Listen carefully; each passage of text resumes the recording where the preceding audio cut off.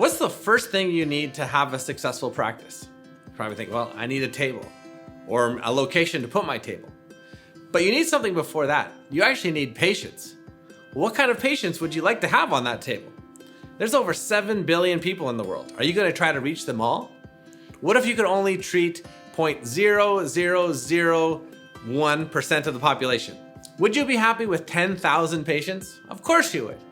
But you'll need to get specific then on what those 10,000 people look like. The 10,000 that you can help the best. You want patients that love you and love telling others about you. I want you to think of the type of person that you could fill your schedule with and you would always be motivated to help them, that they always fascinate you. You just love treating them. There may be a group that you are already connected to. You may already have authority with that group because you've been one of them and you've had some success in their area yourself. You're like a leader in that tribe, or maybe you just know that type of person. Now, you might need a few years to figure this out, and that's okay. But you have all this life experience already, and you've probably been putting together while you've been at school some ideas already of who you think you serve best. The more clear you get, the more specific you can get in your marketing.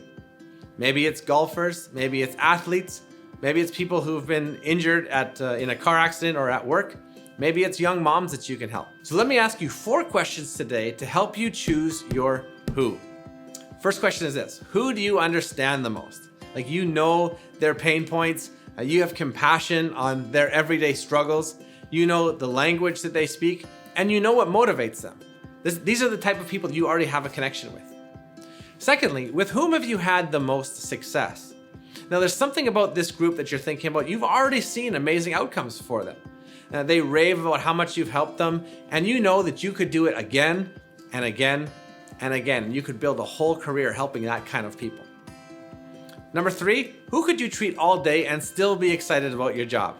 Now, if you're gonna build a real career out of this, you need to love your job.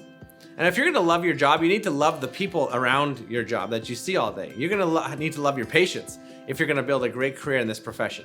I want you to think about the example of marriage. Maybe that's gonna help. Marriage is difficult, but it's a lot more manageable when you actually love the person that you're married to. It's the same with patients. Patients are gonna be difficult at times, but it's a lot more manageable if you actually love them and still get excited when they book with you. And this is the last question we're gonna ask to determine who your who will be. Who is willing to pay you for what you do? You need to choose a demographic that can actually pay you for what you do, or at least have access to an insurance company that can pay you for what you do. Chiropractic is amazing, but it's not amazing as a volunteer position.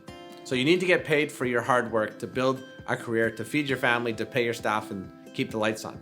I've been helping chiropractors work through these kinds of questions for years. Like I said, you don't have to get it all figured out today, but you do need to start somewhere, and I believe you need to start with thinking about your who. So here's my advice. Take your best answers, the one that passes through all 4 criteria, and move on to crafting a clear message to connect with your who.